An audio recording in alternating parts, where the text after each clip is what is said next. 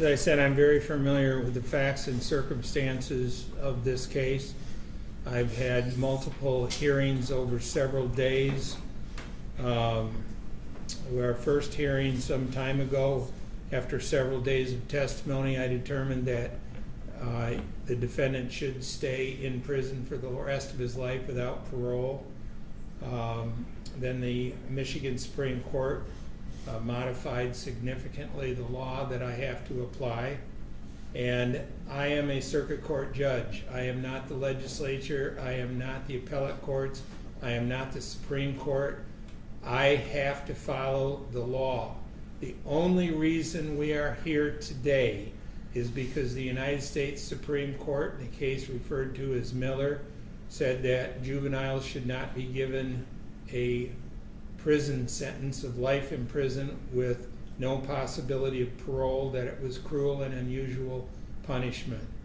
Our Supreme Court has extended that, and that is why we are here today, and that is the only reason we are here today. And I find it quite interesting that the Supreme Court of the United States, as well as the Supreme Court of Michigan, as well as the legislature, which has passed laws with regards to this, only focus on the juvenile murder. They do not take into effect at all in any of those cases the impact that these type of murders have on the victim, on the victim's family members, on the victim's friends, on the community, and even the police officers. We had a police officer testify that, and this was 20 years ago, that he still has nightmares about this. I mean, but the Supreme Court does not, or any of the appellate courts do not realize that every time they order a resentencing, the family members have to relive the most horrific day in their life. This was 20 years ago, and these folks are being exposed to this again. There is nothing that I can do about that. I have to follow the law. The law says that I must impose a minimum sentence somewhere between 25 and 40 years and a maximum sentence of no more than 60 years. I am aware that 20 years ago you were found guilty of 3 counts of first-degree murder and sentenced to a life with no possibility of parole.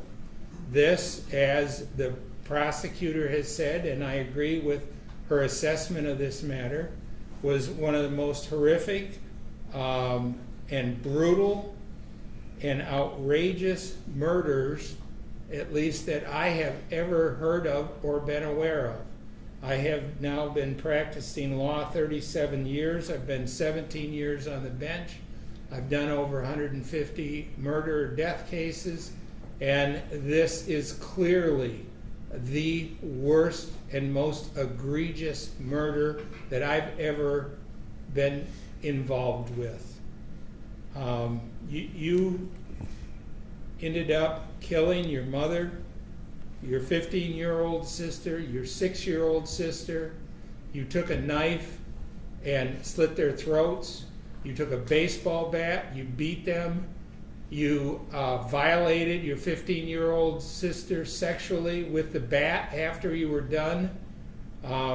This is beyond words. I am aware of all the Miller factors. I will incorporate by reference everything that I have placed on the record at the hearing in this matter to determine that under the law you should be resentenced. I am balancing everything. I have listened to the prosecutor, I've listened to defense attorney, I've read the memo. I am familiar with all of the facts and circumstances.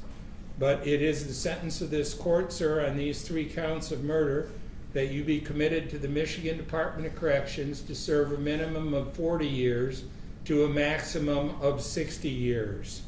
You have served about 20 years now.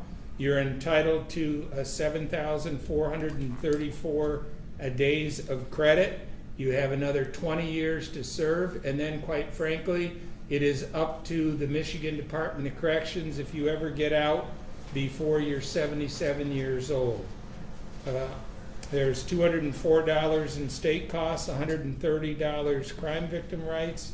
I'm also considering all of the issues under not only the Miller factors, but People versus Melbourne, People versus Lockridge. I believe that this is proportional and reasonable. Accordingly, this is the final sentence of the court. You're receiving a form that explains your appellate rights. Sir, I hope you continue to think every single night of the horrific murder that you did and what you did to your family. Take him to prison, please.